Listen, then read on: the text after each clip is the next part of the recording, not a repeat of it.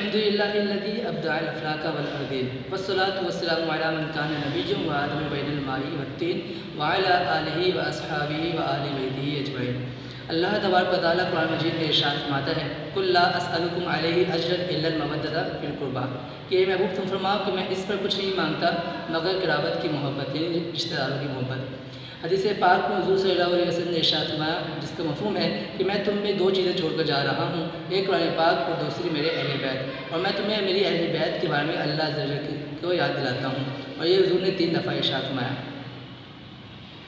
دور صحابہ سے لے کر آج تک امت مسلمہ اہل بیت سے محبت کا دم بڑھتی ہوئی آئی ہے۔ حضرت علامہ عبدالرؤف مناوی رحمۃ اللہ علیہ فرماتے ہیں کوئی بھی امام یا مجتہد ایسا نہیں گزرا جس نے اہل بیت کی محبت میں نمایاں حصہ نہ پایا ہوں۔ اسی طرح حضرت علامہ یوسف بن اسماعیل نبہانی رحمۃ اللہ علیہ فرماتے ہیں جب امت کے ان پیشواؤں کا یہ عالم ہے تو عام مومن کو لائق نہیں کہ وہ ان سے پیچھے رہے۔ تفسیر خزائن العرفان میں ہے کہ حضور صلی اللہ علیہ وسلم اور ان کے اہل بیت کی محبت یہ دین کے فرائض میں سے ہیں، اور جو صحابہ کرام بڑی عزت و عظمت کا حامل ہے وہ اہل بیت سے کس قدر محبت کرتے آئیے اس کی چند جھلکیاں سنتے ہیں۔ حضرت سیدنا عباس رضی اللہ تعالیٰ عنہ یہ حضور کے چچا ہیں، جب یہ کہ تشریف لاتے تو صحابہ کرام ان کی تعظیم کے لیے کھڑے ہو جاتے اور ان کے ہاتھ پاؤں کا بوسہ لیتے، اور جب کوئی مشورہ ہوتا تو ان کی رائے کو ترجیح دیتے تھے۔ اسی طرح جب حضرت سیدنا عباس رضی اللہ تعالیٰ عنہ رسول اللہ کی بارگاہ میں تشریف لاتے اور حضرت سیدنا ابوبکر صدیق رضی اللہ تعالیٰ عنہ وہاں موجود ہوتے تو حضرت سیدنا ابوبکر صدیق رضی اللہ تعالیٰ عنہ اپنی جگہ سے اٹھ کر ان کا استقبال فرماتے، ان کی تعظیم و توقیر کرتے۔ اسی طرح ایک دفعہ حضرت سیدنا ابوبکر صدیق رضی اللہ تعالیٰ عنہ سے حضور کی اہل بیت کے بارے میں پوچھا گیا، ان کا ذکر ہوا ان کے سامنے، تو انہوں نے فرمایا کہ حضور کی اہل بیت سے حسن سلوک کرنا مجھے اپنے اہل بیت سے حسن سلوک کرنے سے زیادہ پسندیدہ اور محبوب ہے۔ قرآن مجید میں اللہ تبارک و تعالیٰ ارشاد فرماتا ہے رضی اللہ عنہم ورضوا عنہ کہ اللہ ان سے راضی ہوا اور وہ اللہ سے راضی ہے۔ اور حدیث پاک میں حضرت سیدنا عمر فاروق اعظم رضی اللہ تعالیٰ عنہ روایت کرتے ہیں کہ حضور صلی اللہ علیہ وسلم نے ارشاد فرمایا کہ میرے صحابہ کی عزت کرو، یہ تم میں نیک ترین بزرگ ہے، یہ نیک ترین لوگ ہیں اور بزرگ ہیں۔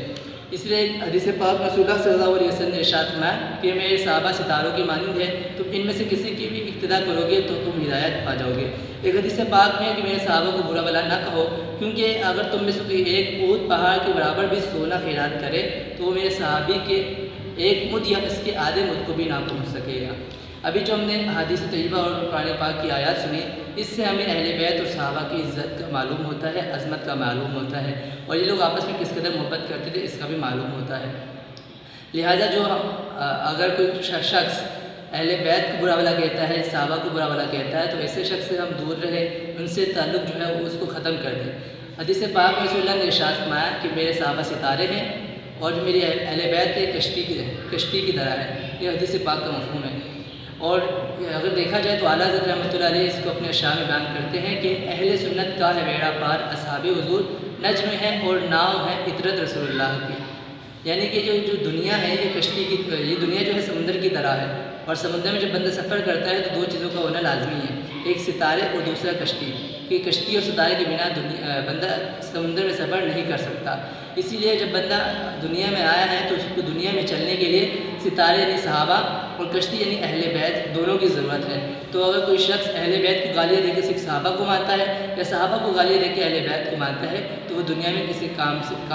کا نہیں ہے اور دنیا میں نہیں چل سکتا۔ اور ایسے شخص اگر ہمارے جاننے میں ہے تو ہمیں چاہیے کہ ہم ان سے قطع تعلق کر لیں، ہم ان سے بات چیت نہ کریں جب تک کہ وہ اپنے عقائد کو درست نہ کر لیں۔ حدیث پاک میں یہ بھی ارشاد میں ہے کہ اگر تم دیکھو کہ کوئی میرے صحابی کو برا بھلا کہتا ہے تو کہو کہ تمہارے شر پر اللہ کی لعنت۔ لہٰذا اس ویڈیو میں ہمیں یہ معلوم ہوا کہ ہمیں اہل بیت اور صحابہ دونوں کی عزت کرنی ہے، دونوں میں سے کسی کی بھی کے خلاف کوئی بات نہیں سننی ہے۔ صلو علی الحبیب صلی اللہ تعالیٰ علی محمد صلی اللہ تعالیٰ علیہ وسلم۔